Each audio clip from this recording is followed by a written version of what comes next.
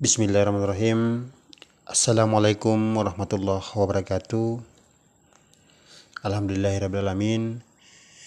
Hari ini kita dipertemukan lagi dalam mata kuliah manajemen kesiswaan. Walaupun dalam kondisi kita Zoom, tapi mudah-mudahan semua dalam keadaan sehat walafiat.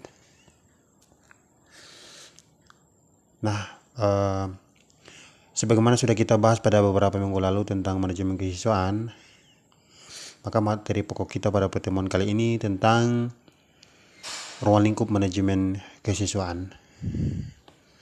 Ya, dari sekalian yang saya hormati, tentunya manajemen kesiswaan ini menjadi salah satu mata kuliah khusus untuk jurusan manajemen pendidikan Islam, untuk kalian bisa betul-betul memahami dan bisa mengetahui tentang ruang lingkup dari manajemen kesiswaan.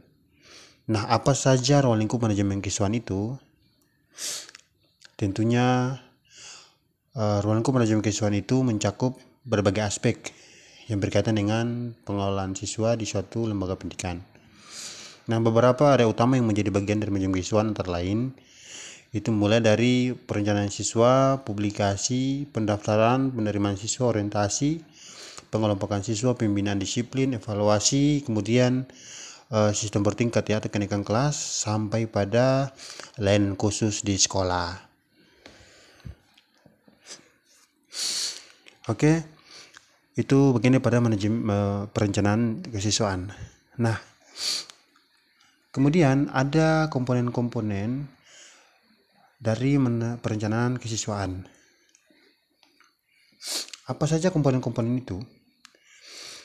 Perencanaan kesiswaan adalah salah satu aspek penting dalam manajemen pendidikan yang bertujuan untuk mengelola sistem kegiatan dan memastikan perkembangan optimal dalam aspek akademik maupun akademik.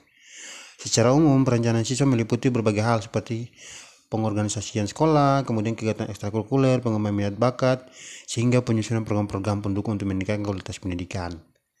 Nah, itu aspek dari perencanaan kesiswaan. Nah, komponen-komponennya adalah ini ya, komponen penting dalam perencanaan kesiswaan. Yang pertama, menentukan tujuan program siswa, kemudian kegiatan ekstrakurikuler, pembinaan karakter, pendampingan dan pembinaan konseling, pengelolaan prestasi, keterlibatan orang tua, evaluasi dan refleksi, serta anggaran dan sumber daya. Nah, ini sangat penting.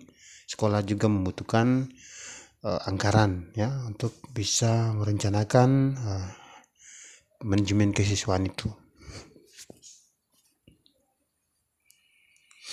Kemudian yang pertama adalah publikasi dan pendaftaran siswa. Nah, ini tahap yang sangat penting sekali, yaitu publikasi dilakukan dengan cara menyiapkan informasi dengan berbagai media, maupun media cetak maupun elektronik, untuk dipublikasikan melalui media sosial dan juga untuk pendaftaran siswa. Nah, ini bisa dilakukan secara online maupun offline dan bisa berhenti seiring dengan perjalanan semester baru. Nah, kemudian tahap seleksi, ada pendaftaran, verifikasi, seleksi, pengumuman, dan daftar ulang. Itu tahap seleksi. Nah, selanjutnya ada jalur penerimaan siswa baru, ada jalur zonasi atau wilayah ya, daerah, jalur prestasi, jalur pimpinan orang tua atau wali, dan juga jalur afirmasi atau jalur miskin ya, siswa miskin. Nah, adik-adik sekalian, ini sangat penting untuk bisa kalian lihat bagaimana prosedur seleksi siswa baru ketika dia masuk pada sekolah.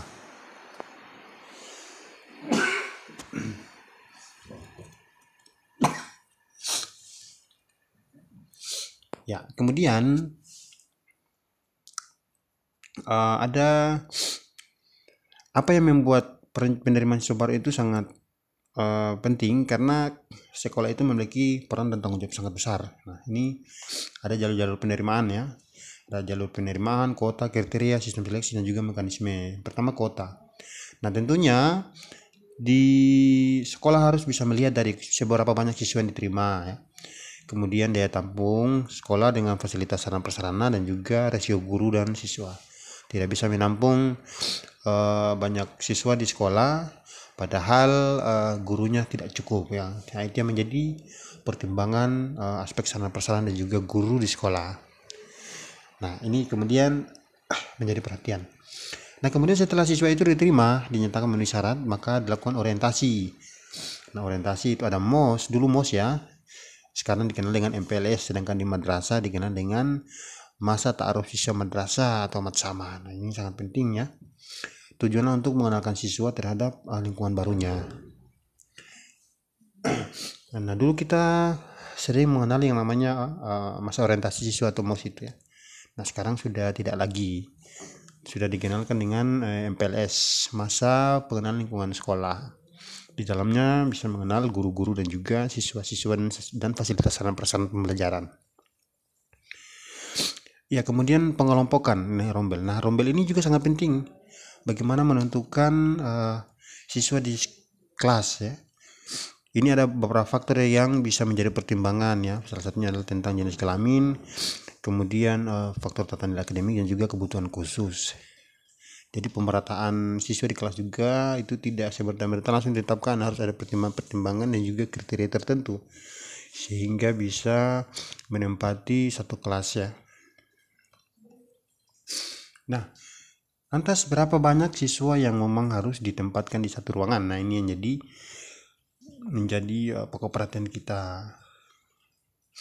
Nah, ini mekanisme aturannya bahwa di dalam PAUD itu maksimal 10-15 siswa untuk usia 0 sampai 2 tahun ya.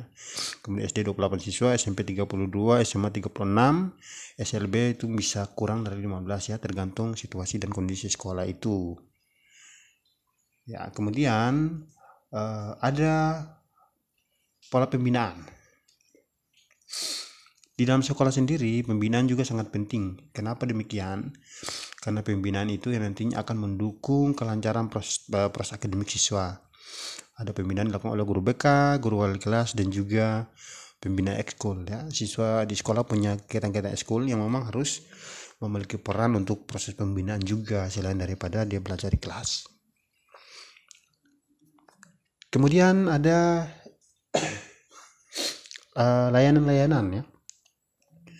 Nah, di sekolah juga ada layanan-layanan juga layanan khusus. Nah, layanan ini juga harus didapatkan oleh siswa selama dia menempuh studi di sekolah. Yang pertama ada layanan perpustakaan, kesehatan, kantin.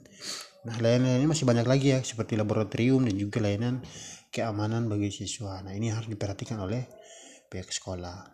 Baik, mungkin itu saja pertemuan kita hari ini. Jika ada pertanyaan, silakan bertanya. Adik sekalian, teruslah belajar kapanpun dan dimanapun kita berada. Silakan cantumkan pertanyaan di bawah. Nanti jika kita punya waktu, saya bisa menjawab di lain waktu. Terima kasih banyak. Wassalamualaikum warahmatullahi wabarakatuh.